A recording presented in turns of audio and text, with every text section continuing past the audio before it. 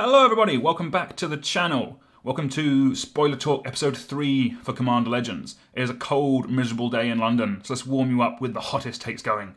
Let's get into it. So over here on MTG Goldfish again today, mainly because they do nice translations, which is very helpful. So the first card we're going to get to, I believe spoiled late last night for us in the UK, is Malcolm Keen-Eyed Navigator. They are a 2 and a blue for a 2/2 flyer. Legendary creature Siren Pirate. Whenever one or more pirates you control deal damage to your opponents, you create a treasure token for each opponent dealt damage. It also has partner. So pirates definitely seems to be a tribe that is heavily supported in this set. This seems to be good in the pirate deck, or good leading a pirate deck, maybe with another commander. I like the fact, again, it incentivizes attacking. And also is ramp in blue. You get that treasure token. Why can't this be white? Why can't white get something like this?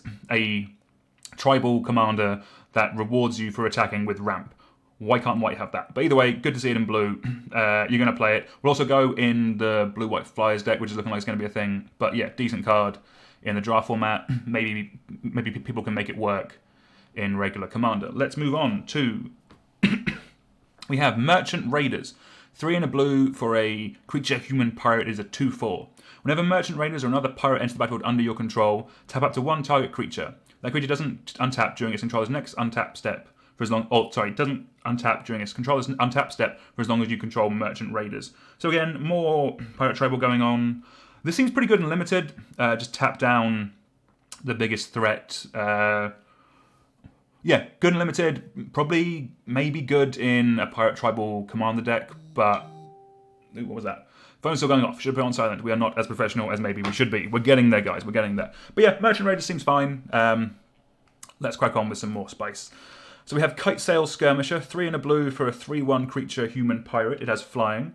Whenever Kite Sail Skirmisher attacks another target creature attacking the same player or planeswalker gains flying until end of turn. This also has Encore for 4 and a blue. Now, this card I think is going to be really good in the limited format. Generally speaking, things that jump other creatures, so things that give them flying, are really strong. As well, 4 mana for a 3 power flyer that you'll kind of find trading off because of the Encore later, Encore coming into play later on. This is going to be good in limited. Yeah, I think it's going to be fun. Good again, good in the Pirates deck and good in what's looking like it's going to be a Flyers deck. So let's move on to a reprint. Good to see Findhorn Elves back with the 20th edition, whatever it's called, collector boxy shiny thing art. Good to have it back. Good reprint. It's probably getting up there in price. Is Llanowar Elves, is Elvish Mystic, but if you're playing an Elf deck or if you're playing a green ramp deck, you're going to be playing all of them. So good to see this one get a reprint. So on to another legendary that's been printed today, or previewed today. Numadraga Chieftain. 2 and a green for a legendary creature elf warrior. It is a 2/2. At the beginning of a combat on your turn, you may pay XX. When you do, distribute X +1/+1 counters among any number of target elves you control. It also has partner. So this is looking like elves, combined with some other cards we're going to see today. Elves is definitely going to be a supported tribe in this set. So as its ability, it's definitely a worse version of, where are my notes, Azuri or Marwyn. They seem better, just pure elf commanders. But again, in limited, I think it's going to be quite good. It is a good mana sink, and the fact that this lets you open up into other colours means it may have a bit more play in regular, out in the wild commander, just because you can combine it with some other colours and play some other good elves. So yeah, we'll see. I'm interested to see how this one goes.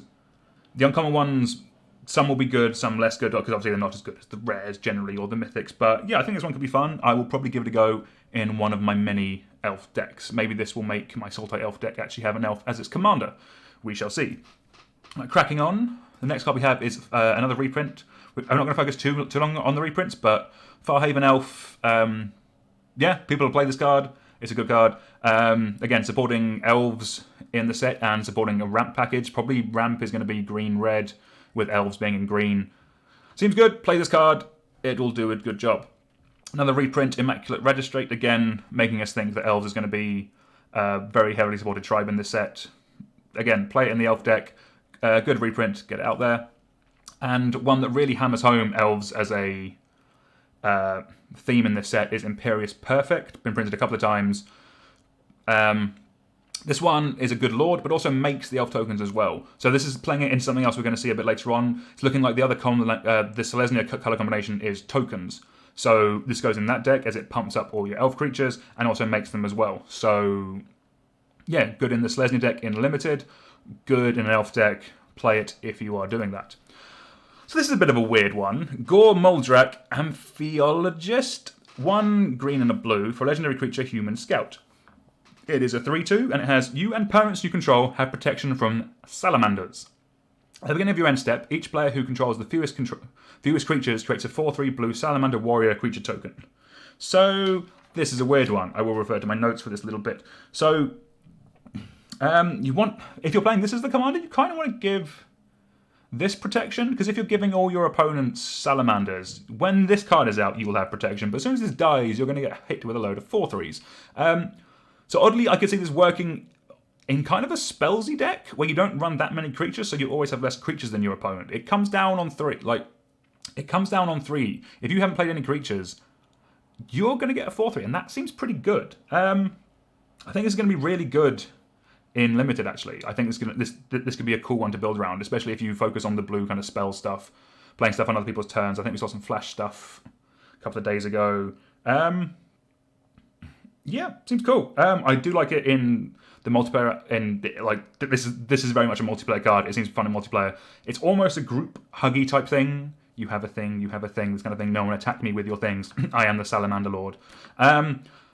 Weird. Also, I did have a quick look. There aren't that many salamanders. Not many of them get played in Commander. There's the unblockable one with Megamorph, which is quite good, but that's the chances of you coming up against other salamanders is a bit rare. With that being said, I believe our next card is another weird one. Amphin Mutinier, 3 and a blue for a 3/3 salamander pirate. They had to do it straight afterwards, didn't they? When Amphin Mutinier enters the battlefield, exile up to 1 target non-salamander creature. That creature's controller creates a 4/3 blue salamander warrior creature token. It also has Encore for 4 blue. So obviously that scales quite nicely with the opponents. I think this one's actually kind of good. I know giving people 4/3s doesn't sound great, but I play things like Pongify and Rabid Hybridization in my blue decks because blue doesn't have the best removal, and this seems... So this is obviously more expensive than those cards, but you get a creature and you get the ability to do it twice. I think this is kind of good. I like this card. Yeah, so also it works with flickering and all that kind of stuff as well, which is fun. And it's a pirate. Again, pushing the pirates themes in blue. What will the other cards of blue be? Probably red, maybe a bit of black. I guess we'll see. Yeah, I think this card seems fun. Cool. Let's crack on. So now we come to some meat and bones of the format. We have Natural Reclamation, 4 and a green for an instant with Cascade, and destroy target artifact or enchantment. I actually quite like this card. For this effect, you normally play 1 and a green, something like that. For an instant version.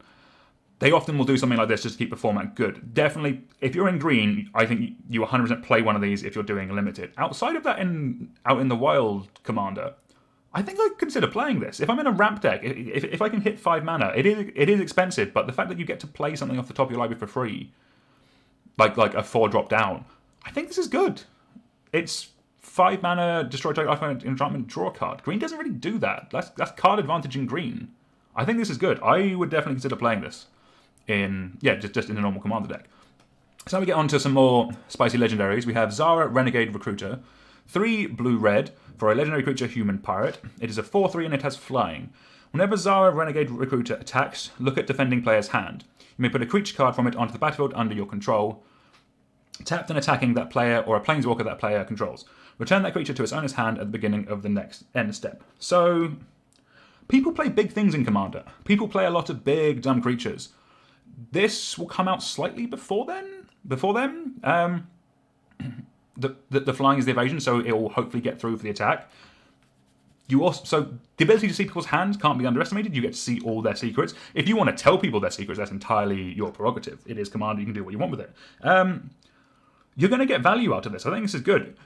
If you get a big dumb idiot, you can hit them with the big dumb idiot. But everyone runs ETB effects. You get a Mole Drifter off of that. That's fine. Draw 2 cards. get some, yeah, like get a Rex Sage, blow up one of their enchantments. A lot of commander decks are built around value ETB effects, and this will take advantage of that. And I think this is good. Steely stuff is always fun. A bit harder to play, obviously, in the Zoom 2020 world that we live in, but yeah, seems fun. We'll give it a go. Again, I think this will be actually quite good in Limited. Let's back on to another Orc Pirate. We have Port Razor. 3 red for a creature. Orc Pirate, as we went over. It is a 4/4. Whenever Port Razor deals combat damage to a player, untap each creature you control. After its combat phase, there is an additional combat phase. Port Razor can't attack a player it has already tapped this turn. So there's a ton of extra combat step of time of effects. They're all really good in the certain types of decks. If you're attacking regularly, then you know you want to be playing this. The biggest downside is that it doesn't have any kind of evasion, which does suck. It doesn't have trample. It doesn't have anything trying to get it through. So for me, this wants to go in a deck where you can give it something like that. So like a Boros equipment deck, something like that. Having said that, again, in Limited, this is going to be, I think, obscene. If you can pick up a bit of remove, like if you can use your removal correctly, get through for a free attack on someone, and then get through on another attack, this is going to get out of hand. And also, yeah, you get to go around the board hitting each opponent in an ideal world. But yeah, evasion will be key with this. Give it some pants, suit it up, and rumble in to have a good time. Okay, so now we get on to the weirdness that we have here in front of us. We have Urlock the Burnt Thrash. Again, these are translations, so the exact names of these may change. The wording should be good, but the exact names might change a little bit depending on when we get the English versions. So Urlock is 1 and a Jund for a legendary creature, Viashimo Shaman. It is a 4/4 with Vigilance, and players lose life equal to unspent mana they lose. I think that sounds right. And 1 and tap, each player adds black, red, and a green, or a Jund, to their mana pool. So they brought mana back. They brought mana burn back. Sweet, that's fun. For anyone newer to the game, mana burn used to be one of the core rules of Magic. Basically, you would be dealt damage if you didn't spend all your mana on your when you went through a phase. If you had any mana left over, you would take a damage for that. This card brings that back. I think it's really fun. It could be the command. So I don't think this goes in any decks. This is definitely a commander of a deck. Some of the things I just cut off the top of the head just to think of is this lets you play all the cards that double your mana. So like Heartbeat of Spring. One of the dictates doubles everyone's mana? Things like that. Things that double everyone's mana. Because So again, symmetrical effects are even and all that kind of goodness. Basically, I would build this in a way where you know you're going to be curving out perfectly. So I would play this with a load of X spells so that you are always hitting the perfect amount of mana every time. Yes, you're giving all your opponents this mana, but your deck is the one that's made to make the most of it, that kind of thing. So by playing the X spells, you always curve out properly and you never have any unspent mana. And your opponents also... and your opponents won't have that ability, so they'll have 1 or 2 mana left over, and then they'll lose life from it. There is probably an infinite combo with this, which I haven't thought of. Probably a way of untapping... There's probably a way of untapping this for cheap, which lets you do it a ton of times, and then you just ping them to death. I think there's a way of... Ooh, okay, let's think about this. So... I believe there's a artifact which makes your activated abilities cost 1 less, and then like Pilipala or something like that untaps it for 3 mana. There you go, infinite combo. Hooray, we nailed it. Live on the record. Cool, aren't I the best? But yeah, this seems really fun. I would not be surprised if I get around to building this, because it's something new and something unique in Jund, which is a colour combination I like, and it seems really fun. So let's crack on with some more. Next we have Ryzen Stone, which is probably printed to counteract the card we just saw. Horizon Stone is 5 mana for an artifact. If you would lose unspent mana, that mana becomes colourless mana instead. So that obviously you don't have any mana to lose. I think that's how it works. I could be wrong with this, but basically this is the Crufix God on an artifact. So big mana decks will love this. As we said, Crufix will love this. Yeah, stick it in a deck.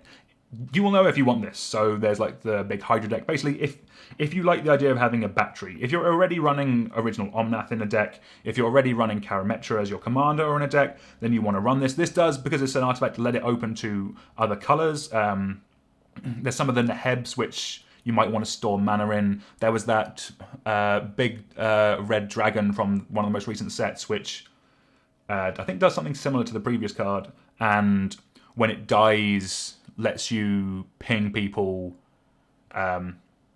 You pay mana, equal to mana in your mana pool, or something like that. That might be red mana. That might not work entirely, but there's a lot of weird cards going on right now. A lot of powerful stuff. You'll know if you want this. Basically, if you're a big dumb mana deck, play this card. It'll be good for you. Okay, next we have another legendary creature. We have Cordis Cinderclaw Familiar. 1 and a red for legendary creature, elemental wizard. It is a 1/1 and it has partner. Whenever a commander you control deals combat damage to an opponent, it deals that much damage to each other opponent. So we saw this effect on one of the 4-color legendaries back when they did those, but with that one you picked your opponent. With this, it does every opponent. I see this working really well with Big Dumb Idiot. So you play this. So in limited, or maybe even outside, you play this as a 2-drop, and then you play something like there was like a 6 or 7 mana angel the other day, which is a 6/4 with flying. You play this, you then play your angel, you hit one person with your angel, you then end up doing 18 damage to the table. I see something like this being a pretty good combination in limited format for this set. Whether it goes outside of that, when we see some more, I think we'll be able to judge which of these work best outside of the format. But yeah, seems fun. Partner's always doing its thing. We like that card. Okay, this one I am quite excited about. Amareth the Lustrous. Good name. 3 green, white, blue for a legendary creature dragon. Has flying, and it is a 6/6 because it is a dragon.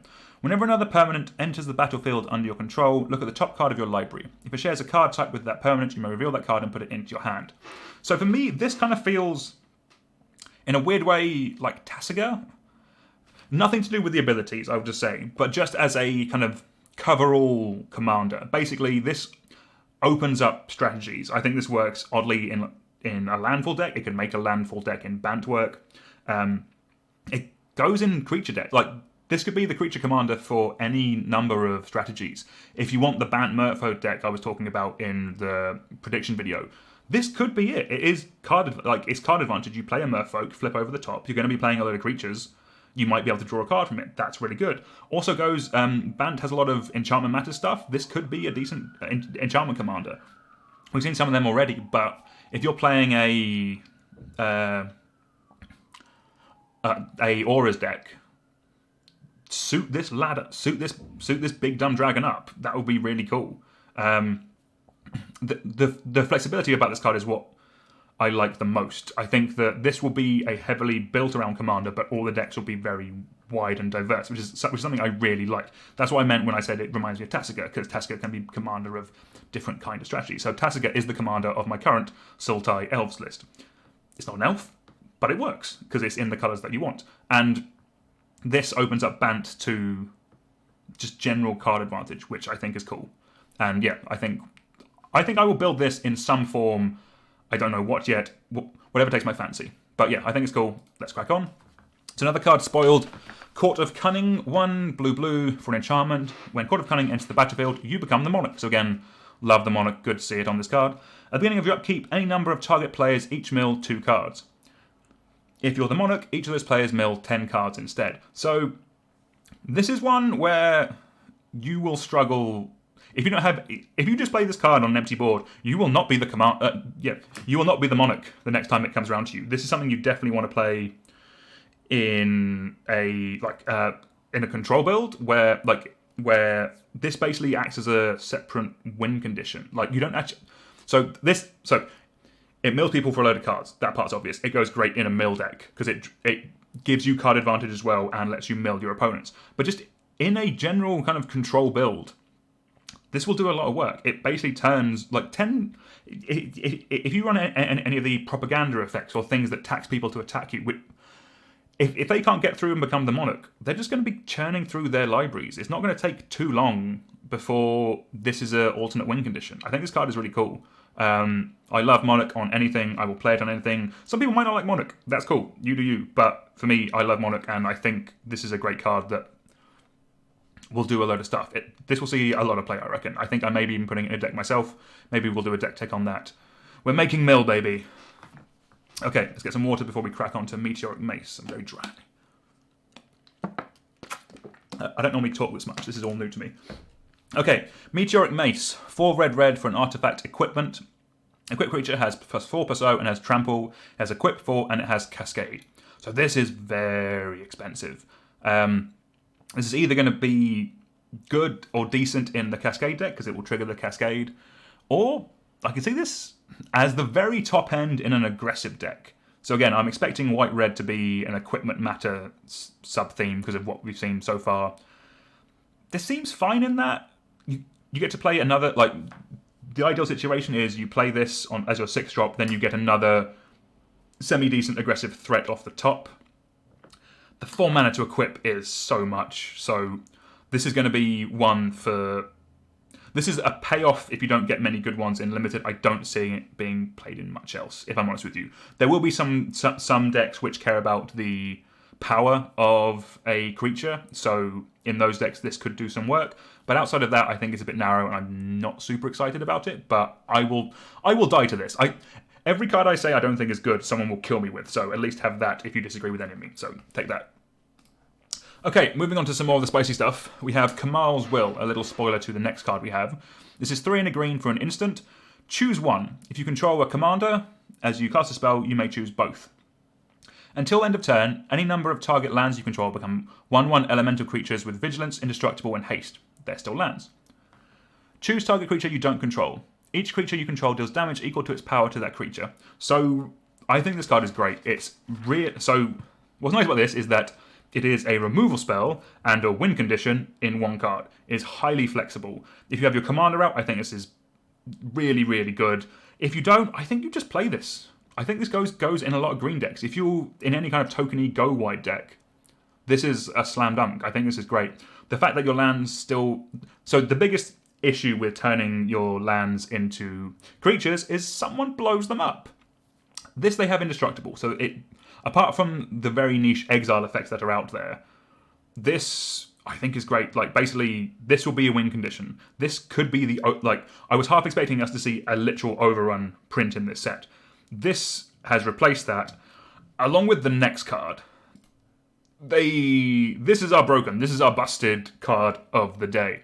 Kamal, Heart of Crosa. 6 green for legendary creature, human druid. Kamal's back. Good to see him. We've missed him. He is a 5/5 with partner. At the beginning of combat on your turn, creatures you control get +3/+3 and gain trample until end of turn. 1 and a green until end of turn. Target land you control becomes a 1/1 elemental creature with vigilance, indestructible, and haste. It's still a land. This card is insane. You partner this with anything that makes tokens. So Tana, I think we've spoken about previously. That's the Gruul one, which when it hits, you make tokens equal to its power. So that's a 2/2. With this, that makes it a 5/5. With those two cards hitting, or with Tana hitting after you play this, Tana becomes a 5/5, you then make 5 tokens. Next time you swing, all those tokens will get +3/+3 and trample as well.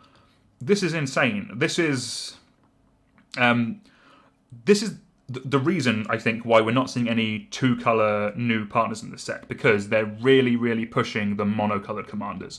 We've had this, we've had Tavesh the other day, the Black Planeswalker one we saw.